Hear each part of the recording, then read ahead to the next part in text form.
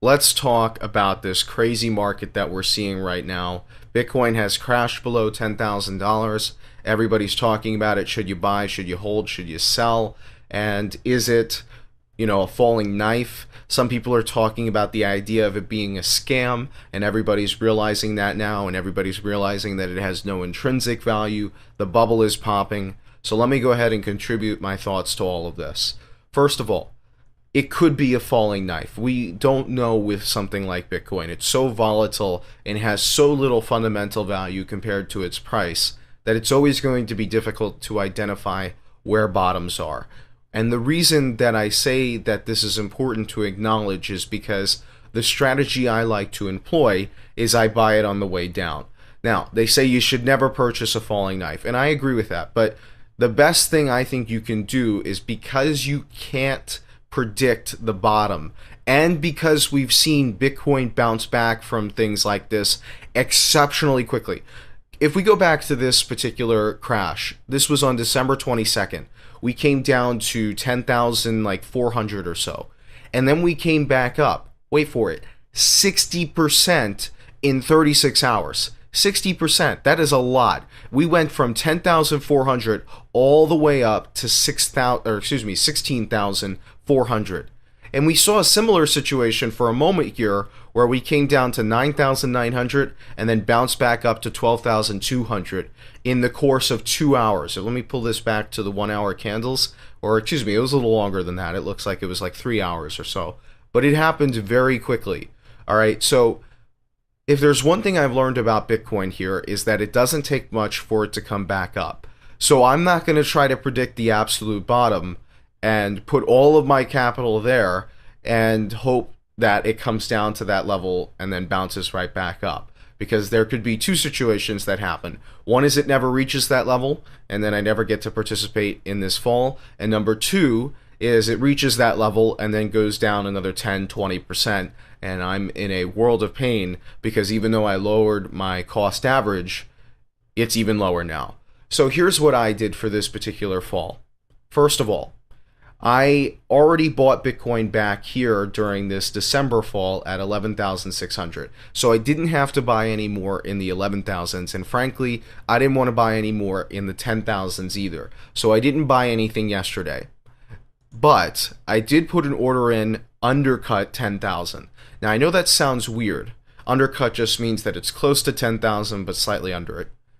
The reason I did this is because I've noticed a lot of times when Bitcoin goes below a certain $1,000 barrier, oftentimes it bounces back up. However, unfortunately, this did happen. Unfortunately, I missed it by 1%. I put my order in at 9,800 overcut. It came down to 9,925 or so, and then it bounced right back up by 20% in a couple hours. I mean, that was difficult. And this is something that happened last time as well, when Bitcoin crashed back in December. If you go back and watch my videos, I believe it bounced back to, I don't know, like 12,000 or so. This all happened in one candle, so it's hard to say here, but I wanted to buy in again at around that 11,000 area. It came down to 12,000 and then bounced back up to like 13, and everybody was saying you missed out on an opportunity. Well, it ended up working out in the end, and the same thing happened here. I was able to pick up some Bitcoin here at that 9,800 level.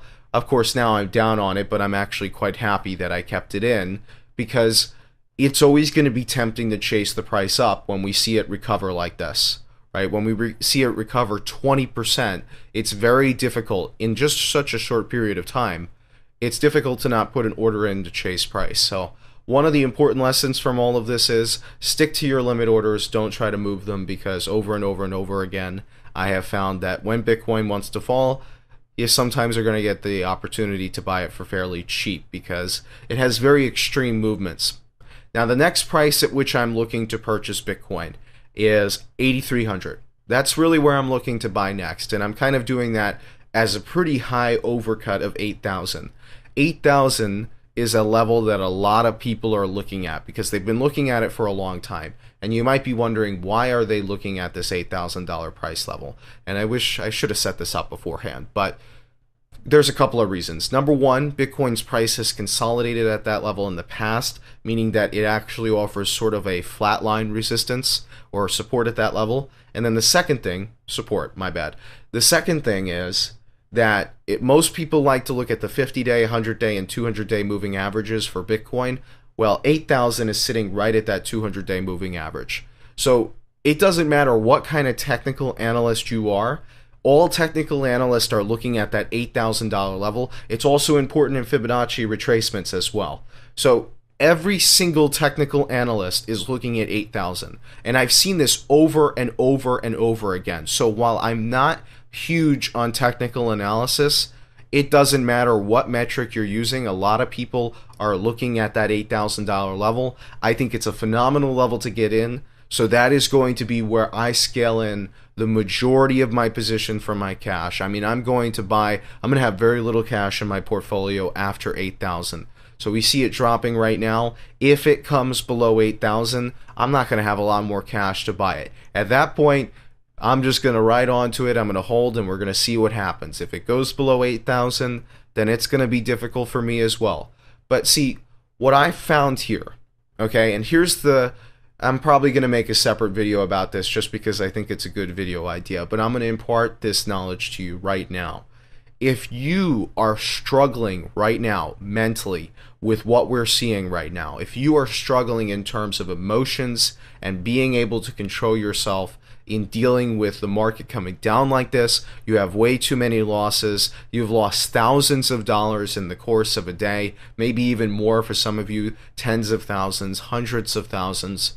For those of you that are in those positions, all I have to tell you right now, the secret to feeling calm in a situation like that, I think that's what I'm going to make the title of the video.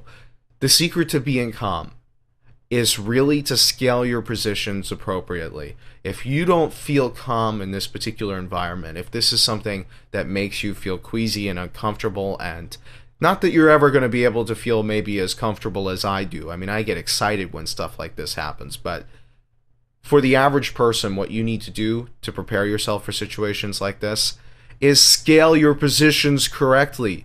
Don't buy so much damn Bitcoin that you don't feel comfortable when it crashes down 25-40%, because this is a regular event in the market.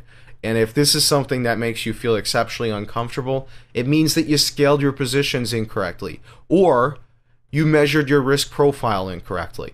Let me tell you this much, it is the truth that for some people, this is not for them. Seriously, some people investing in Bitcoin is just not something they should participate in at all. They should have zero Bitcoin because they're not comfortable with it because it doesn't fit in their risk profile. So what I want everybody to realize right now, if you're realizing right now that your risk profile isn't as high as you think it is, then it might be time to either one, scale back your position, or two, when we next see a situation where Bitcoin comes up a lot, sell it off. All right, sell it off. Sell into one of these bounces like this that we saw back here where it went up to 12,000. Sell into that sort of a bounce, because even though I don't think it's a prudent financial decision, I'm not going to be doing it myself. It's going to make it so that you sleep easier at night. It's going to make it so that you don't have to check your phone as frequently at work. And just in general here, to me, this doesn't pain me to look at this chart. A lot of people, they can't even check their exchange numbers because they're scared to see the value of their portfolio. If that's you, then you just have way too much in this market. All right? You have way too much in this market. So I just wanted to impart that little knowledge bomb because a lot of people are struggling with it. In terms of the entire market, so if you look at this right here, the Bitcoin dominance figure is actually surprisingly low considering the catastrophic event that we're having right now. Let me go ahead and refresh this, see what happens to that dominance figure. So we're at 38% right now, and that was roughly the peak of what we saw yesterday as well. This is still relatively low, all things considered. I mean, I still, again, think it should come up to that 45 to 50% level. I didn't expect it to happen overnight, of course, but when you consider the scale of this drop, I mean, this is just a complete bloodbath. I really thought that Bitcoin dominance would come up a little faster than it is. So we'll see what happens with that. I still think this Bitcoin dominance figure is coming up to 45 to 50%. we'll see what happens over the next like 2 to 3 months. People keep evaluating my choice on that as if it was going to happen the next day. Obviously, these predictions aren't going to happen the next day, but I still think it's going to come up to 45 to 50%, and who knows, maybe in this scenario it does come up to that the next day. I hope it does, obviously, because I have a lot of my position in Bitcoin, because I think that's the right place to be allocated in this particular market. You'll note that if we compare things to Bitcoin across the board, with the exception of a few cryptocurrencies, Tether's not really an exception here. But if we look at a couple of other cryptocurrencies, you'll find a few that are up remarkably, but for the most part, almost all cryptocurrencies are down. It's a bloodbath. It's difficult. So I just wanted to impart this to everybody here. Stay in Bitcoin. This is a good time to buy. Look at that $8,000 level, because it is going to be by far, in my opinion, one of the most important levels that everybody is looking at. And it's also there's a lot of media around that level as well. I mean, even some of the mainstream, cryptocurrency media news outlets are talking about that $8,000 level. Again, doesn't matter what kind of technical analyst you are, everything lines up to that 8,000. It is a holy trinity of a level. So I want everybody to watch it. It's going to be an important level. I'm going to take a huge bet at that level. And I mean a huge bet. I'm going to take a huge risk there, and it's going to suck, obviously, if it doesn't play out. I'm not saying it's ever guaranteed that it plays out. Not financial advice, by the way. Seriously, it's not, but I know it's such a generic thing to say. But that $8,000, important level, everybody's watching it. I will buy a ton, and I mean a ton, of Bitcoin at that level, and I think that honestly, I would recommend to people that I know within my circle of friends to do the same, even if they're feeling uncomfortable with this. That's how much confidence I have behind it. So those are my thoughts for right now. This is an excellent opportunity.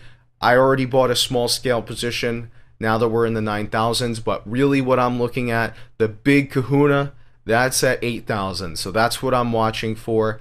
Make sure you check out that level. Otherwise, as usual, I hope you guys enjoyed the video. Stay calm. Don't panic too much in this market. This is a good opportunity. We've seen events like this happen. It's good for the market. It's healthy. It really makes people feel, it will add confidence to the market if we, or I should say if, because that's technically correct. I think it's going to be more of a when, but if we bounce back from this, it's going to add more confidence to the market. So as usual, I hope you guys enjoyed this video. Make sure you check out my Steemit if you want to interact with me. There tends to be a lot less comments there, so I actually can keep up with things. My last video got over 1,000 comments, and I can't keep up with all of that, unfortunately. In addition to that, it's a lot less hectic here. A lot more people being analytical, a lot more people thinking about, is this the bottom? Is it going to go even lower? Is it a falling knife? Is this an opportunity? And people that are actually being analytical about this and calm. So make sure that you check out my Steemit if you're interested in that sort of thing. And then in addition to that, I want you to come over and check out my Twitter. This is a great opportunity for you to mock me if you haven't had the opportunity to do so in a video. To 23K, like you said, LOL explanation mark. Great platform for you to make tweets like that and other comments. So make sure you check out my Twitter. I tend to be a little bit more active on days like this just because of the fact that so much is happening. So make sure you check that out if you're interested. Otherwise, as usual, leave a like, comment, and subscription. Slam that bell icon, and I will get back to you as soon as possible. Stay calm.